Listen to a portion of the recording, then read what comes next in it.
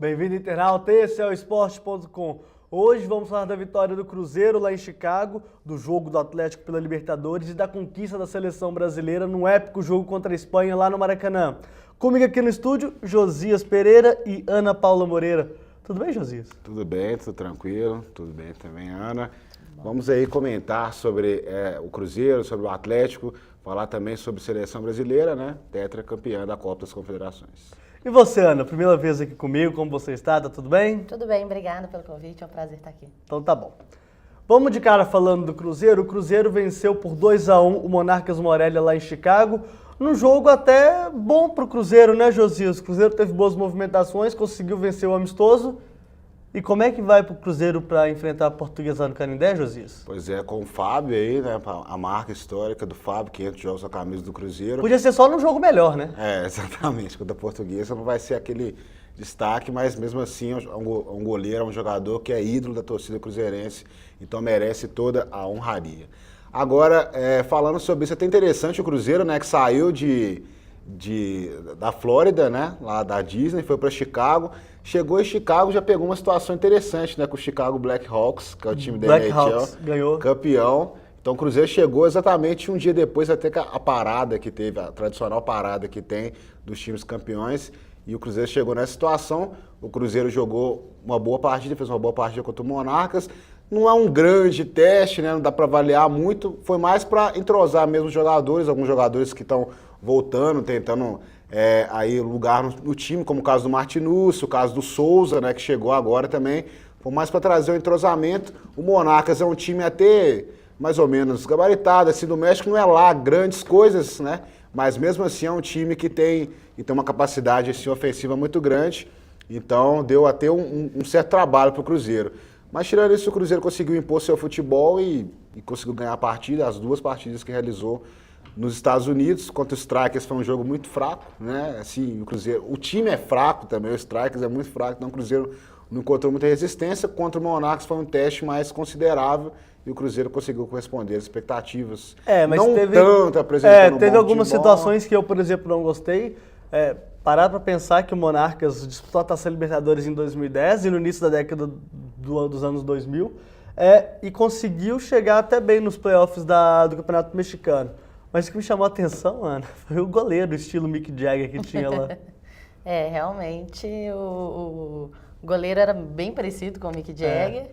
Né? Parecidíssimo, né? Quando o Bruno Rodrigo cabeceia a bola, enfim, ele tenta catar a borboleta lá, não sabe o que ele faz. Ele saiu muito mal do gol ali no primeiro gol do Cruzeiro. O goleiro ficou perdido no meio da área e a bola sobrou para o Bruno Rodrigo fazer o gol. Foi um bom para o Cruzeiro isso, assim, esse período de intervalo, sem jogos, igual o Josias falou, para dar ritmo para os jogadores, para entrosar. Claro. E é isso que foi importante, mas o goleiro foi uma peça rara. Lembrando que o Cruzeiro teve um dos jogadores expulsos já no final do jogo, né? E segue também para jogar no Canindé contra a Portuguesa. Esse sim um desafio interessante para o Cruzeiro. O Cruzeiro tem que ganhar esse jogo, né? Vai enfrentar um adversário que, na minha opinião, luta para continuar na Série A. Então, se quer ser campeão, tem que chegar lá e tem que ganhar. O jogo acontece no sábado, às 9 horas da noite, lá em São Paulo. Você quer dar mais pitaco, Ana? Você falando isso, acho que é importante. Tem que pensar em ganhar fora de casa. Não tem essa de, fora de casa o empate tá bom. Não, tem que pensar em ganhar. Se pensar no título, ou pelo menos nas primeiras posições do campeonato, tem que ganhar fora também. O que faltou pro Atlético ano passado, né? Pro Atlético ano passado só faltou isso para ser campeão. Ganhar uma partida ou outra fora de seus domínios. Falando do Atlético, já vamos pro Atlético, Josias e Ana. O Atlético enfrenta o News Old Boys na próxima quarta-feira pela semifinal da Taça Libertadores da América. É o primeiro jogo dessa semifinal, né, Josias? Lá em Rosário, onde o Atlético já passou alguns apertos.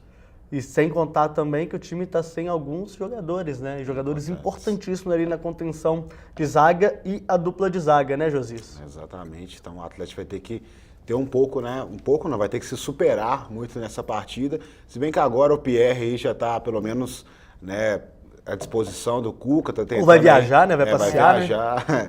Mas pelo que ele fala, ele está bastante empenhado, ele vai para o jogo. É o que ele, pelo menos essa é a mentalidade que ele está passando, isso também é o que ele está passando para a torcida, para os torcedores do Atlético. Agora, eu acredito que com essa volta dele, pelo menos dá esse alento, mas vai fazer muita falta o Hever, a gente sabe da qualidade que o Hever tem, e Gilberto Silva não inspira muita confiança, né? O Gilberto Silva é um jogador que já está, assim, a idade dele já pesa muito, né? Principalmente na velocidade que ele não tem mais, que nem era antes. Se jogar na velocidade contra o Hever e Leonardo Silva já era um Deus nos acuda para a defesa do Atlético, imagina a dupla de zaga reserva que é formada por Rafael Marques, que não vem jogando. Tá fora de ritmo. E o Gilberto Silva, que quando entra, a gente viu nos jogos, principalmente contra o Cruzeiro, né? Teve lá seus problemas. O Gilberto Silva, ele é um jogador lento. Então, ele acabou cometendo um pênalti no outro jogo, porque ele não consegue acompanhar um atacante velocista. E vai ser um problema para o Atlético ficar sem os 2 zagueiros titulares. Mas vamos ver se Rafael Marques e Gilberto Silva vão conseguir substituir a altura. Exatamente. E o que mais me preocupa, né, nem a entrada de Pierre nesse time, o Pierre que é o titular da equipe. Como ele ficou lesionado esse tempo todo, ele não se preparou adequadamente como a gente espera que um time se prepare para um desafio tão grande como esse, né? Então, Josias, para você, vai ter um problema esse time não ter... Vamos falar a verdade, não tá sempre com aquele negócio, o Leandro Donizete vai jogar, o Pierre vai jogar, o Leandro Donizete não joga, o Pierre é dúvida. Essa falta de preparação ali, tanto que até um dos meninos, o Cândido Lucas, né, entrou para suprir essa ausência, né? Joga o Richarlison no meio, ali na contenção de zaga. O Júnior César é uma opção pelo lado esquerdo, mas a gente sabe das qualidades do Júnior César, né? Que na verdade a gente não vê muito, né? Não tem muita qualidade. Tem a questão do Richarlison, que ele mesmo, quando ele voltou, o Richarlison é uma situação interessante, né? Porque ele reclamava bastante no início, quando ele chegou no Atlético, que ele queria jogar também na posição que ele jogava, que era ser volante. Ele é muito craque para exigir essas coisas, né? Isso. Só que agora, né, teve a situação e ele falou que não estava muito acostumado mais a jogar dessa forma. Tem um ano que ele não joga de volante. Agora ele diz que se vê como um lateral esquerdo mesmo. Exatamente. Mas ele é o famoso polivalente, né? Pode jogar na zaga, pode jogar na lateral, pode jogar no meio campo e agora deve ser improvisado. Mas é claro que é importante, a gente fica brincando aqui, mas é importante ter um cara igual o Richarlison no time. Com certeza. Que joga tanto na lateral... Ainda mais nessas situações de desfalques que ele pode suprir. Isso é que eu queria perguntar para você, Ana, porque a gente falava muito desse time do Atlético, que o time é muito bom, que o time é um dos melhores do Brasil. Eu gravei aqui várias vezes que o Atlético Mineiro ele é o melhor time do país, mas a gente vai analisando plantéis, elencos, você vê que não é bem assim, né? O time titular é muito bom, mas em compensação o Atlético não tem esse banco todo igual a gente esperava que tivesse, né? É porque é muito difícil você ter um elenco alto, o banco à altura do time titular. É muito difícil, ainda mais no Atlético. Muito difícil, assim, no Brasil você pega as equipes e vê que a maioria não vai ter isso. O Atlético tem um bom banco que não vai estar à altura do time titular, mas que pode substituir e fazer um bom jogo, assim, não comprometer, que é o principal. Realmente, esse primeiro jogo vai ser complicado para o Atlético nessa situação. Sem Hever, sem Leonardo Silva, sem Leandro Donizete. E aí vamos ver se realmente... Agora que é o grande teste, se o banco vai conseguir suprir essas ausências. E num setor que o Atlético não está acostumado a ter desfalque, né? Porque você vê a constância de Hever, Leonardo Silva e Leandro Donizete, eles estão todos os jogos. Então, Josias, para você... eu não vou nem pedir para você dar um resultado do jogo, porque realmente é um jogo onde tudo pode acontecer. Claro. Mas o News Old Boys tem boas chances de vencer o Atlético tem boas chances de vencer o News Old Boys. O que você acha dessa partida? Essa partida vai ser uma partida assim, que com certeza vai trazer muita... a torcida vai ficar muito ligada nessa partida. Vai ser muito emocionante, pelo menos essa é a minha lógica, assim, do que eu estou prevendo para esse confronto. Porque jogar em Rosário, a gente sabe como que é a situação lá, a gente sabe como é que é a torcida também do News Old Boys, que é uma torcida, assim, se a gente conhece essas torcidas aqui do Brasil, se a gente for parar um pouco e olhar também como que é a torcida deles, é uma torcida que influencia, apesar de que o News Old Boys jogando em casa também apresenta vários problemas, né? São mais eles conseguem jogar mais fora de casa do que jogar dentro. Isso é um fator interessante que você lembrou. Eu, nas minhas pesquisas, eu analisei que, primeiro, o campeonato argentino, esse torneio final, esse torneio inicial, o que tem de 0-0 é absurdo, é muito grande. Talvez seja o campeonato, um dos principais campeonatos do mundo, que tenha mais 0-0. A média de gols, ao contrário do que a gente pensa, é muito baixa, é menos de 2 por partida. Então é um time, o News Old Boys, claro, campeão, vai bater, vai fechar em cima. Eu acredito que vai ser um jogo de poucos gols. Também acredito nisso. De muitos poucos gols, inclusive. Eu acredito que esse jogo tá pintando um empate lá na Argentina. Talvez seria um resultado. Mau resultado para o Atlético. Exatamente. Agora, lembrando que o News Old Boys vai com força máxima, né? Vai com Heinz, vai com Escoco, vai com Gonzalez, vai com todo mundo, com Bernard, que é o volante, né? E é um time muito forte. Pode ser ruim ou bom, assim, que eles estão em fases diferentes. O Atlético está parado há 2 semanas por causa da Copa das Confederações, sem jogar, só treinando. E o Nils não, tá vindo de vários jogos, estava disputando, tava disputando a final. Mas você lembrou bem, mas teve um detalhe que eu não esperava que acontecesse de maneira tão rápida. O News Old Boys ele ganhou o campeonato argentino faltando 3 rodadas. Então isso deu um tempo para ele também para se concentrar para esses 2 jogos decisivos que ele terá agora, que foi contra o Vélez em Mendoza, que perdeu a super final argentina. Na verdade, eu não sei nem para que esse jogo existe. Enfim, já tem 2 campeões, enfim. Igual o Campeonato Carioca. Não entendo. Se já tem os campeões lá, para que vai ter esse jogo? Mas enfim, aí a gente vai discutir que é uma coisa... Não, mas nem tradição, isso foi implantado agora, né? Teve lá a final, etc., que o Vélez ganhou do News Old Boys. Mas o News Old Boys eliminou o Vélez na Taça Libertadores. Em compensação, o News Old Boys perdeu para o Vélez jogando em Rosário. Então é muito louco, é um campeonato em que é um time não dá pra gente prever que nada. Mas é interessante a gente lembrar, ressaltar, que a constância defensiva do Atlético vai ter que ser primordial nesse jogo. Porque se toma 1, toma 2, para reverter aqui com uma defesa que tem caras experientes como Heinz, para quem não lembra, jogou a Copa de 2006 na Alemanha, pela seleção da Argentina como titular, e é um cara que joga muita bola, né? Ele não é um grande craque, mas é um cara muito constante. Exatamente. Esse aqui que vai ser o principal diferencial. Se o Atlético conseguir realmente manter essa constância defensiva, manter até mesmo o empate, né? Que seria um resultado bom para decidir em casa, vai ser muito importante. Apesar também que a gente vai lembrar do jogo contra o Tijuana, o Atlético conseguiu o empate, todo mundo já dava como certo assim, essa possível classificação, mas aqui dentro não aconteceu isso, né? O Atlético sofreu até o último minuto a defesa salvadora do Vitor. Então, para não passar esse aperto, o Atlético precisa ser constante e está devendo também ao Atlético. A gente precisa destacar isso, que esse tempo, os jogadores estavam reclamando de cansaço, estavam reclamando da quantidade de jogos, do excesso de jogos que o Atlético tinha, e agora não tem mais desculpa. Ficou 2 semanas aí sem jogos, uma semana preparando, na verdade, né, agora. E agora tem que mostrar serviço. Porque, na verdade, na minha opinião, esse negócio de desculpa, falar que o time estava jogando muito, todo ano a gente vê os times jogando muito até julho. Você tem Campeonato Mineiro, você tem Copa do Brasil, você tem Taça Libertadores da América, você tem o início do Campeonato Brasileiro. Todo mundo, esse ano é atípico, que você conseguiu parar. Porque se não fosse isso... Ia emendar... Até o fim do ano. E paciência, vida que segue. E todo mundo joga assim, todo ano. O lado ruim disso, assim, foi bom pela pausa para o descanso da equipe, mas ele perdeu, ele vinha de um jogo contra o Tijuana emocionante, que conquistou a classificação no último minuto, né? Então deu aquela esfriada. O time acho que tem que voltar a perceber a campanha, lembrar dos jogos, como que foi sofrido, para chegar com vontade lá no jogo contra o Nils. Com certeza. Lembrando que nessa fase ainda conta gols fora de casa, tá, Josias?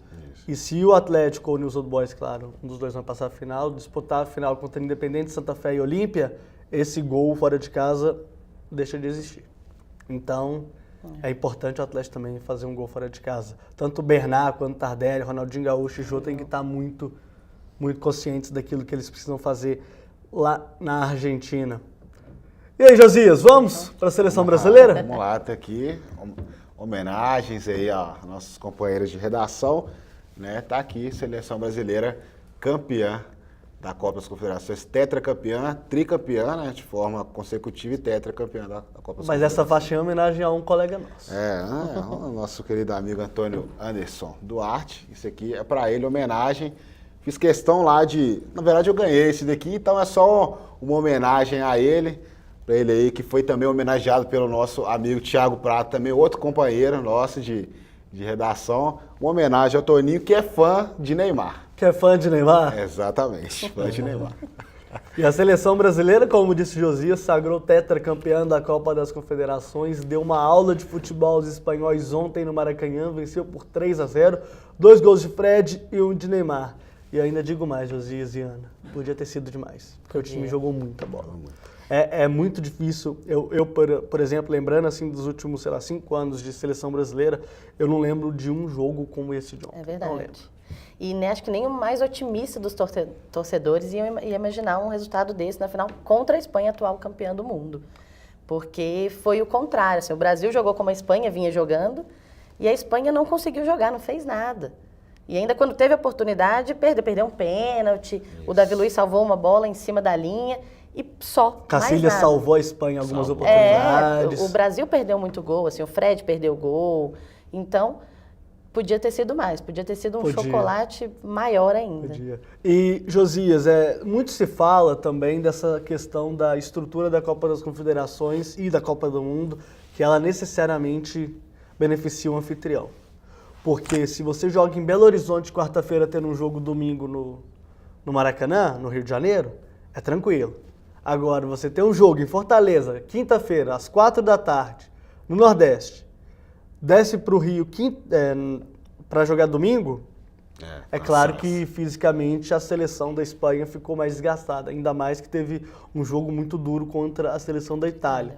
Mas assim, o Brasil também teve um jogo super duro com o Uruguai e conseguiu vencer. Também isso aí é um pouco de especulação, faz parte do campeonato. Mas é bom lembrar que isso acontecerá ano que vem também, porque o Brasil, como A1 que se ele for o primeiro da chave, e deve ser, porque o grupo da Copa do Mundo normalmente ele é mais fácil que o grupo da Copa das Confederações. É muito difícil você ter Itália, para começar não vai ter Itália. Já tem uma situação aí. O México pode ter. O Japão também, mas não os dois, porque eles provavelmente ficarão no mesmo pote, né, Josias? De peso ali da FIFA. Se ele ficar em primeiro, a seleção brasileira ficar em primeiro, joga em Belo Horizonte nas oitavas de final. E continuando avançando, joga na semifinal em Belo Horizonte também. Então, vai jogar quarta-feira em Belo Horizonte, uma semifinal, e vai para o Rio fazer a final domingo. No caso da Espanha, não. A Espanha, se ela ficar em primeiro no grupo, ela necessariamente joga em Fortaleza na semifinal. Então, são situações que a gente já está prevendo que vai se repetir na Copa do Mundo. Mas aí vão falar, Espanha, todo mundo joga na Europa, etc. Pô, mas a seleção brasileira também joga toda na Europa. Tirando Fred, Neymar e Paulinho, todo mundo jogou. E é engraçado, são os 3 caras que fizeram diferença. Mas enfim, aí voltando. Você vendo a seleção brasileira evoluir do jeito que está, Josias, o que você acha dessa situação da Espanha, que ano passado ganhou a Eurocopa em julho também, em junho, julho. No ano retrasado não ganhou nada, porque em 2011 não teve nada, né? Mas em 2010 ganhou uma Copa do Mundo, mesma situação. Em 2008, mesma situação ganhando a Eurocopa. Então isso não serve de desculpa, né? O Brasil foi lá, deu uma aula de futebol para os espanhóis, você via o Iniesta pegando na bola, o Paulinho chegava em cima. O Xavi pegava na bola, o Luiz estava lá e fez também. Bom jogo. Futebol é isso, né, meu irmão? Exatamente. E é uma coisa interessante que o próprio Oscar Tabares, quando o Brasil ganhou do Uruguai, ele falava muito sobre isso. Que ele queria ver Brasil e Espanha na final, porque seria o jogo, né, da seleção espanhola, a seleção que vem ganhando tudo, né, a grande seleção da década passada, do início dessa década também, e contra a seleção brasileira, pentacampeã do mundo, a seleção, como o próprio Júlio César disse, Fred, que no futebol tem uma hierarquia. A Espanha está longe de estar o Brasil 5 vezes campeão. Tá longe. E ele falava justamente sobre o que o Brasil, na opinião dele, deveria fazer para ganhar da Espanha. E ele falava que a Espanha era o toque de bola. e o Brasil poderia desequilibrar na parte ofensiva, na qualidade ofensiva mesmo, de Neymar, de Fred, que é um matador nato, como ele diz, e também na marcação. Se o Brasil conseguisse emplacar a marcação que contra o Uruguai, o Brasil não conseguiu exercer isso direito. Porque quem fez isso foi o Uruguai. Foi o Uruguai que fez. Mas se o Brasil conseguisse impor essa marcação que o Filipão estava fazendo isso desde o início, desde o jogo contra o Japão, que era uma marcação pressão, marcação firme mesmo, com o Luiz Gustavo, a gente viu a evolução do Luiz Gustavo, que foi um jogador para mim. O Luiz Gustavo ele é reserva no Bayern de Munique. Exatamente. Ele não jogou a decisão da UEFA Champions League contra o Borussia Dortmund em Wembley, ele ficou no banco. Exatamente. E ele, a evolução que ele teve com a camisa de seleção, até queimou minha língua, porque eu criticava ele no início, mas ele conseguiu aí fazer grandes apresentações. Ao lado dele o Paulinho, que é um jogador excepcional, isso aí é inquestionável. O Paulinho ele é um volante hoje acima da média, é um cara padrão mundial pra mim. Exatamente. E a zaga, o Thiago Monstro. Peraí, só um momento. Thiago Monstro. Pra onde o Paulinho vai? Tottenham. Ah, então podemos conversar mais tarde. Isso, Júlio César vai para o Arsenal. Vai pro Arsenal, verdade. Pelo menos é o que eu falo, né? Ninguém não tá fechado que nem o Paulinho. Toda hora eu vejo lá no Jornal Nacional, goleiro do Queen's Park. Gente, não tinha fechado outro dia com o Arsenal? Eu realmente agora me tá falando perdi que ele pode ir para a nessa Itália, né? É. Pode voltar para a Itália, pro futebol italiano. Então a defesa com o Thiago Silva, o monstro, que deu um susto, o monstro também dá susto, né? Ele deu susto contra o Uruguai, falhou. Mas fora isso, teve uma apresentação também, a gente sabe do nível, da qualidade dele. Davi Luiz também, que em alguns momentos deu algumas falhas, mas na última partida ele foi o grande destaque, assim, pelo menos na parte defensiva. O que ele fez naquela partida, nessa partida contra a Espanha, aquela tirada de bola, aquilo ali foi um gol. O Maracanã comemorou como um gol. Foi, a bola, você repara que a bola sobe exatamente. Quem estava comentando isso era o Felipe Ribeiro, nosso colega aqui de redação. A bola sobe e o pé do Luiz Gustavo consegue pegar por o Davi Luiz consegue pegar por baixo e a bola sobe. Impressionante. E aí, terminando de destacar a seleção, Neymar, espetacular. Neymar, desde o primeiro jogo, a gente já sentia que ele estava ferido, estava nervoso. Neymar, e que ele queria fazer, queria mostrar realmente o que ele veio, né? Que ele veio para ficar na seleção brasileira, vestiu a 10 e não teve medo de maneira alguma. E mostrou ele pediu a 10, pediu né? a 10 Pediu pra usar. E mostrou que realmente é um jogador que tem muito ainda a crescer no futebol, mas é isso que assusta, né? Exatamente. Tem a crescer. Ele, para quem falava que ele não jogava na seleção como jogava no clube, ele respondeu. Nessa Copa foi eleito o melhor jogador de 4 partidas da seleção brasileira, as 3 da primeira fase, só contra o Uruguai que não. Aqui que a gente estava lá, né, Ana?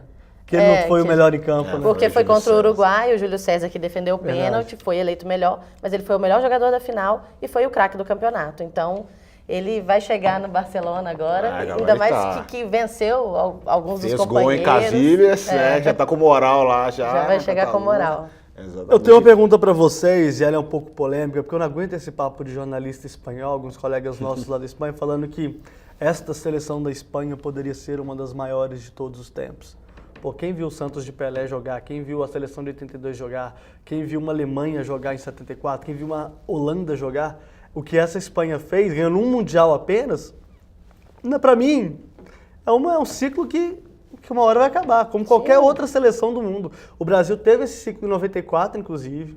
Teve esse ciclo ganhou a Copa América em 97, vale lembrar. Ganhou a Copa do Mundo em 94. Ganhou a Copa das Confederações em 97 também. Então é um time que também ganhou tudo. E nem por isso a gente chegou e falou, é a maior seleção da história, blá, blá, blá, sabe? Isso pra mim é um papo furado. Porque eles nunca tiveram também, né? Então Agora que a Espanha agora que a Espanha tá vencendo, foi campeã de quase tudo, não ganhou a Copa das Confederações. Mas é uma fase... E não tem como o Josias lembrou, que os jogadores mesmo falaram. E o Parreira falou isso na pré-eleição antes do jogo, que o Brasil tem uma hierarquia no futebol. O Brasil é pentacampeão.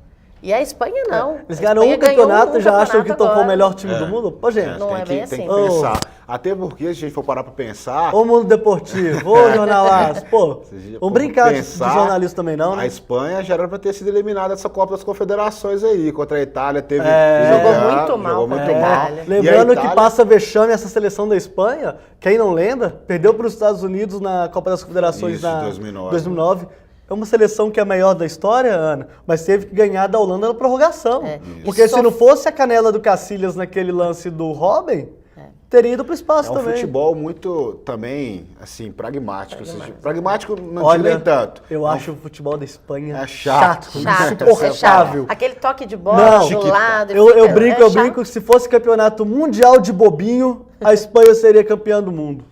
Todo ano. E a gente for somar isso, além de ser um futebol que é aquele toque de bola que a gente sabe, que eles gostam de ter o domínio da posse de bola, mas falta um atacante ali, finalizador. Falta talento, gente. Falta talento. O que adianta estar concentrado um talento apenas no Iniesta e no Xavi, aliás, o Cacilhas também, e ter um lateral como o Arbeloa. Não, o Arbeloa entregou. Ontem ele entregou 2 gols.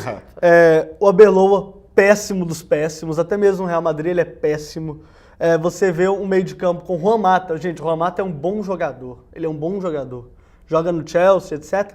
Mas é só isso também, é um bom jogador. E quando eu vi a escalação com o Fernando Torres, eu falei assim, o problema principal é o ataque. O ataque da Espanha não resolve. Eles não têm um centroavante igual a gente tem o Fred, que é um cara que resolve normalmente. Na hora da decisão, o Fred ainda não estava em branco nos 2 primeiros jogos do Brasil, não fez gol. Mas quando precisou dele, ele decidiu. Não, ele decidiu bem. Fred é um dos atacantes aquele que a gente se prepara sempre quando ele pega na bola para comemorar algum gol, porque ele... Até gol deitado ele fez joga dessa vez, demais. né? Esse gol ele é um atacante que você vê que tem aquilo dentro dele, né? Não tem condição. É o faro do gol, né? Exatamente. Ele é... Agora a gente tá falando muito bem, mas como o Neymar disse depois do jogo, tem que manter os pés no chão, tem que ter cautela. A seleção espanhola não deixou de ser uma das melhores do mundo por ter perdido do Brasil. Mas ficou provado que não é a melhor do mundo. Não é a melhor do mundo. Que não é imbatível, que não é imbatível. Que não é imbatível. Mas, gente, você vai analisando... quase 30, 29 jogos oficiais. Desde 2010. Mas aí você vai analisando, os resultados que a Espanha teve nos últimos anos. Nos últimos anos, assim, de um ano pra cá. Foi goleada pela Argentina. Goleada por Portugal. Empatou com a Finlândia em casa. Finlândia. Eu não tô falando de hóquei no gelo, não, Josinho. Tô falando de futebol. Empatou com a Finlândia em casa. Teve um revés para a França também em casa. Então, gente, pelo amor de Deus, os jornalistas também que adoram futebol internacional, né? A Espanha joga muito futebol? Joga. Mas no mundo tem uma Alemanha, tem uma Argentina, que hoje, para mim, estão no nível acima da Espanha. Tem a própria Espanha. Tem a Itália, gente, a Itália. Você não pode falar que numa decisão, numa final de Copa das Confederações, semifinal de Copa das Confederações, ou da própria final da Euro, e que um time é favorito contra a Itália. Isso não existe. A Itália é a Itália. Sempre. E vai ser assim. Daqui 100 anos a gente vai estar falando da Itália. Essa questão da hierarquia. É tetracampeã mundial. Exatamente. Você não pode... Ponto final. Ela acabou. Dificultou muito a passagem da Espanha para a final. Assim, quase... Foi nos pênaltis, foi sofrido. A Espanha também sofreu para ganhar da Nigéria. Então não é isso tudo, não. E até teve um domínio, uma posse de bola, se a gente for comparar. Tem uma posse de bola até melhor contra o Uruguai, no primeiro jogo. Mas contra o Tahiti também conseguiu dar umas... apesar dos 10-1... 10-0. 10-0, 10-1 foi o placar foi que o meu palpite no bolão. Foi o seu palpite que não rolou. 10-0. Mas o Tahiti tem que conseguir tocar um pouco de bola ali com a Espanha, né? Uma coisa até interessante, né? Apesar de ter tomado os 10-0. Mas é o que a gente fala, o Brasil tem que tomar, continuar e mantendo a manutenção da equipe vai ser fundamental aí para a Copa. Pelo menos o que a gente sai mesmo assim feliz, contente, né, dessa Copa das Confederações é que o Brasil conseguiu trazer aquele espírito mesmo de seleção de volta para o torcedor e também conseguiu criar um time nacional, que era o que faltava, que a gente não tinha. A gente lembra aquele jogo Brasil e Chile aqui, apesar de ter sido só jogadores que atuavam no futebol brasileiro. Um time que nunca treinou. Isso na verdade, isso era assim, todos os amistosos. É um time que nunca treinou. Eles inventaram esse amistoso aqui em Belo Horizonte. Foi uma jogada política do governo do estado para ter a seleção brasileira jogando no Mineirão, caso, claro, não acontecesse esse jogo contra o Uruguai. Exatamente. Mas foi isso, foi uma jogada política. Esse jogo não era nem para ter existido. Isso. Mas antes desses jogos, a seleção já não vinha tendo essa identidade com o torcedor. E nesse jogo contra o Chile no Mineirão, a seleção foi vaiada, como estava acontecendo nos outros jogos em casa. Ela só conseguiu e na Copa foi diferente. Ela só conseguiu ter alguma situação interessante nesse sentido que vocês estão falando contra a França na Arena Grêmio, quando o time conseguiu ganhar de 3-0. Que era o que estava faltando, Exatamente. né? Tava faltando a seleção ganhar. Essa vitória contra a França na Arena Grêmio, Ana, na minha opinião, foi o fator assim que colocou a seleção brasileira no caminho, talvez. Colocou no trilho ali para a Copa das Confederações, com certeza. Porque não tinha ganhado ainda, há muito tempo que não ganhava de uma grande seleção. Até da França, inclusive, que era um longo jejum que não conseguia ganhar da França mesmo. E aquela vitória, 3-0, e aí foi pro Japão, ganhou do Japão também de 3-0, e aí começou toda a escalada do Brasil, mudou o ambiente. Ganhar do México de pouco já é normal mesmo. No México uma seleção mais complicada, uma pedra no sapato da seleção brasileira. E depois venceu a Itália, em Salvador, ganhou de um rival sul-americano pesadíssimo, a gente sabe a tradição que tem, como é um clássico nervoso. A gente viu muitas pessoas falando que a seleção brasileira não jogou bem contra o Uruguai, mas só que tem uma situação, era semifinal, era um jogo bem mais difícil. É difícil jogar contra o Uruguai, você viu o Mineirão tenso o tempo todo. Exatamente. O Uruguai jogou muito bem, aquele jogo marcou muito bem. Então... Oscar Tabárez é um gênio do futebol, uma das pessoas que eu entrevistei assim, que eu mais admiro até hoje no futebol mundial. Pra gente encerrar, Josias e Ana, primeiro Ana, que lógico, né, Josias? Ela está aqui do meu lado. Obrigada. Para você, me fale pontos positivos dessa Copa, no sentido de organização mesmo, você que esteve no Rio de Janeiro, você que esteve aqui no Mineirão também, e, lógico, pontos negativos também. Qual foram as suas impressões do torneio como todo? Olha, eu acho que foi um bom teste para a Copa do Mundo.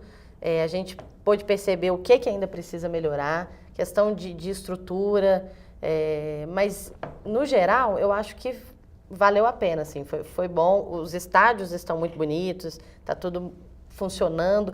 Tem o problema ainda de fila, as coisas muito caras dentro do estádio. Não para nós, então. Isso é um absurdo, assim. Os torcedores reclamaram bastante, mas uma água é R$6, as coisas são muito caras. Mas funcionou, assim, o público que foi aos jogos, eles curtiram.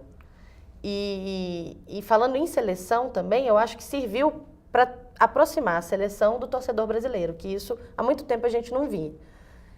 Eu acho que tem muita coisa para melhorar, tanto do time para a Copa do Mundo, quanto a gente ainda tem que melhorar a questão de transporte para os estádios, aeroportos. A gente teve problema aqui em Confins, que está em obra, não ficou pronto, então... Esses problemas ainda tem que se resolver até a Copa do Mundo. Vamos ver se vai dar tempo. E tomara que resolva, né? Tomara que resolva. Porque do jeito que eles estão, a Prefeitura e o Governo Federal estão atrasando a entrega do BRT, já estão falando que vai ser fevereiro, eu tô até com medo de mandar esse BRT lá para maio. Aí vai ser difícil demais. E você, José, as suas impressões do torneio? Você que se viajou, você foi para Brasília, esteve lá. O primeiro jogo. Curtiu lá um Brasil e Japão, conversou com muitos japoneses, né, Josias? Conheci, os sul-africanos, nigerianos, até deu uma de nigeriano. Até de nigeriano você deu aqui. Nigeriano, tem vários, franceses, uruguaios, está todo mundo lá, a imprensa do mundo inteiro nessa abertura da Copa das Confederações. O que eu senti, até conversei, até mandei o e-mail, né, um balanço aqui para o pessoal do portal. Quando eu fui em Brasília, que em Brasília o que a gente via era assim, algumas coisas precisam ser melhoradas de estrutura, né? O estádio, o Mané Garrincha, ele ainda peca em algumas situações, principalmente na acessibilidade. É um estádio assim que lindo, o estádio é maravilhoso, isso aí ninguém pode questionar. Mas faltam alguns detalhes. Custou 3 Mineirões, né? Exatamente. Tinha que ficar bonito. Mineirões mesmo, né? Tinha que ficar bonito, né? Porque se não ficasse com um valor desse. Mas mesmo assim, faltam algumas coisas. A entrada da imprensa, quando vocês tiverem a oportunidade de ir lá, vocês vão ver como que é uma situação bem interessante, que você entra no estádio e cai assim, direto numa escada, assim que você fala, não é possível que é aqui a entrada. É aqui. Mas era lá. E também distância, assim, entre centro de mídia e outras coisas. O torcedor também reclamou um pouquinho, né? O preço, R$12, cerveja, essas coisas. Mas tirando isso, o pessoal gostou bastante, aprovou a estrutura. Também eu tenho que destacar que o Mineirão, pelo que eu vi, está numa situação muito mais avançada. A gente falava muito do Mineirão, né? Aqueles jogos que estava acontecendo de Minas Arena e tal, essas coisas. Esses problemas a gente não viu, né? Dentro com a questão da FIFA mesmo, tomando conta assim do Mineirão. Acredito que é até um aprendizado, né? As pessoas vão vendo como que faz para trabalhar evoluir. no Mineirão, num evento FIFA e trabalhar no Mineirão padrão Minas Arena, a diferença é muito absurda, grande. né? Até o tropeiro, né? Até o tropeiro. Até o tropeiro é diferente. Então, acredito que esses pontos foram positivos, questão mesmo de estrutura, organização dentro dos estádios. É como as pessoas estão falando aí fora, né? A gente tem os estádios, mas falta o entorno. O entorno dos estádios. É uma coisa impressionante. É uma coisa impressionante. A gente sabia que os estádios vão ficar prontos, né? Os estádios vão ficar prontos. Mas o que falta realmente é construir cidades e coisas, infraestrutura que realmente atenda os torcedores. Então falta o transporte deficitário, hotel em Belo Horizonte faltou. É um problema. A gente viu pessoas aí, estrangeiros, tendo que ficar num hotel, entendeu? Porque não tinha vaga mais em hotel. Mas, Josias, dependendo da situação do nosso colega, também...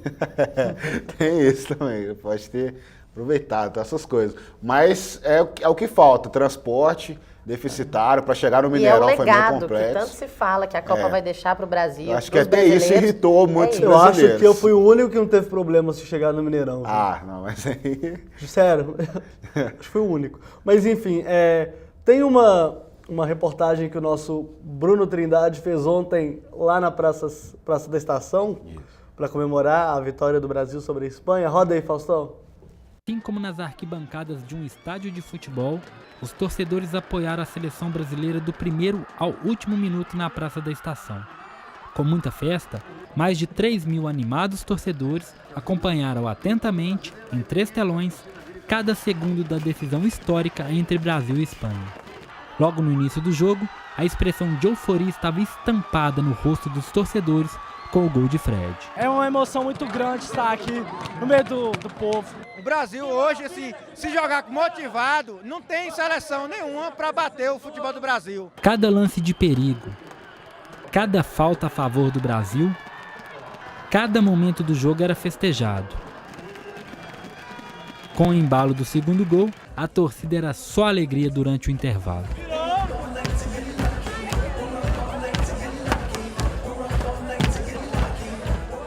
No segundo tempo, mais festa dos belo-horizontinos, que festejaram mais um gol do atacante Fred. Depois de muita comemoração pelo resultado, os torcedores, ao fim do jogo, soltaram o grito de "é campeão".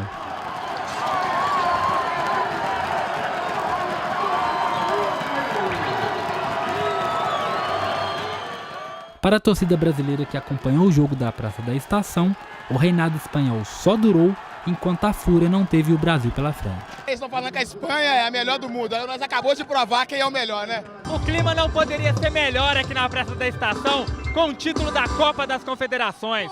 O placar de 3-0 contra a Espanha trouxe um sentimento de euforia entre os torcedores brasileiros. O sentimento também era de alívio, até porque o Brasil venceu uma seleção que até o momento era considerada imbatível. Para encerrar a festa, o show da dupla sertaneja César Menotti e Fabiano. Abençoe, porque nós teremos uma noite inesquecível. Brasil, Brasil, Brasil, Brasil!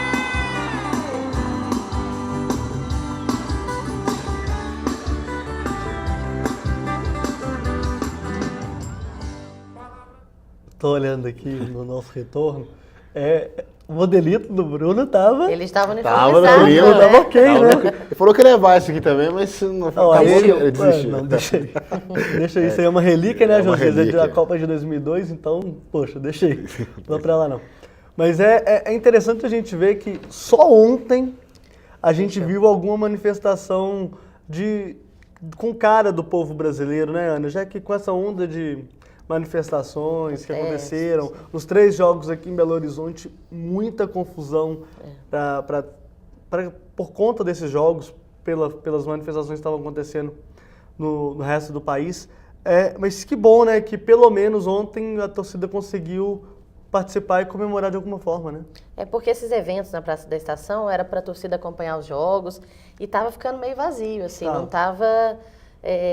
o público não estava curtindo muito. E na final, acho que voltou esse espírito do jogo mesmo, do brasileiro torcer igual gosta, e aí encheu e foi uma festa bacana. Foi. Eu só não concordo muito de ser na Praça da Estação, porque lá é um lugar muito acanhado, na minha opinião. Acho que podia ser num lugar um pouco mais aberto, mas aí enfim, já é uma situação que a gente Dos também não sei. É para ser uma parte patrocinadores. central também. Ia ter, porque eles fecharam também a praça por conta dos outros eventos, né? O Arraial de Belô também que teve lá. Então eles fecharam a praça, cercaram mesmo. E também as pessoas não estavam indo muito por conta, né, do medo, né, da violência, do vandalismo que estava tendo nas manifestações, que é o fato que a gente lamenta da Copa das Confederações. É porque acabou ofuscando também, porque o pessoal sabia, né, que a Copa das Confederações seria um evento para chamar também a atenção Do mundo todo, do mundo para o que está acontecendo no Brasil. E a gente defende as manifestações, são manifestações democráticas. Mas engraçado que acabou, né? Esse é que é o problema. Foi no período O que a gente questionava. Né? Pô, não vai continuar isso? A gente questionava. Porque, por exemplo, no sábado teve a ocupação na Câmara dos Vereadores. Que ainda está acontecendo. Ainda está acontecendo. Reuniram 500 pessoas, né? Cadê as 60 mil que estiveram lá caminhando? Então, esse aqui é o maior problema. Porque se for para continuar... Porque o que a gente estava vendo que era muita empolgação, né? Mas eu acho também que, assim, o recado foi dado. Isso. As manifestações serviram para os nossos governantes verem que, igual a frase que ficou, foi que o gigante acordou. Isso. O povo há muito tempo não ia às ruas para reclamar pelos seus direitos. O gigante acordou o uísque, né? Lembraram. Né? Mas eu realmente também não daria para o povo ficar indo às ruas todos os dias, reclamando, protesto todos os dias. O jogo. A gente quer ver agora um resultado disso, né? Que tenha uma consequência dessas manifestações. A Dilma já anunciou que pretende estabelecer um plebiscito para definir a reforma política. A PEC 37 parece que não... Já foi. Não andou. Também parece que então, é claro que a gente viu resultados, mas pelo tanto de coisa que tem que fazer, eu acho que parou cedo também. Então, vamos ver se o povo também continua esse trabalho que é de pressionar os nossos políticos, né? Josias e Ana Paula. O Josias, ele podia estar lá, né? Cantando lá no Arraial de Belô, você não acha? Aproveitando o César Menotti também, que tiveram que pegar uma blusa tamanho gigante ali. E combinaram, né? Isso, combinaram. Azul e outra amarela. Exatamente. Então fizeram um show bacana para quem estava lá, né, esperando, para comemorar mesmo esse título da seleção, que foi merecido. É verdade. Hoje nós não combinamos, né? Hoje nós combinamos, pelo menos... Não, vocês ofuscaram, e eu então... Bom, enfim, como aqui não é o Caderno Pandora, eu deixo aqui o meu abraço para o Josias. Obrigado, Josias, por participar aqui comigo mais uma vez. Eu que agradeço mais uma vez, agradeço também a Ana, agradeço a você, internauta, que acompanhou aí a Copa das Confederações com a gente. Mais uma empreitada aí, bem sucedida, do Jornal Tempo, do Portal Super UFC. Todo mundo envolvido, trabalhando bastante, várias madrugadas, várias noites, vários dias, vários momentos, várias histórias que nós fins de semana, né? Vários fins de semana. Todos os fins.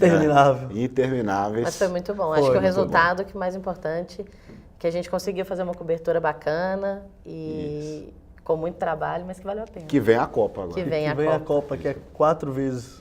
Mais trabalho. Mais trabalho. Não, mas tá valendo. Obrigado, Ana, aqui, sua estreia aqui. Pois é, eu que agradeço, ainda mais num momento ao lado dessas belezuras, né? Foi ótimo. Eu que agradeço a oportunidade, ainda mais nesse momento, vindo falar do Brasil campeão da Copa das Confederações. Espero voltar mais vezes. Estará sempre convidada. Sempre que quiser, a porta ali do estúdio estará sempre aberta para você, viu, Ana? Então, voltarei. Então, ótimo. Então é isso, internauta. Gostaria de agradecer a sua presença aqui mais uma vez e lembrando que o Atlético joga na quarta-feira e o Cruzeiro joga apenas no sábado. Um grande abraço e até lá.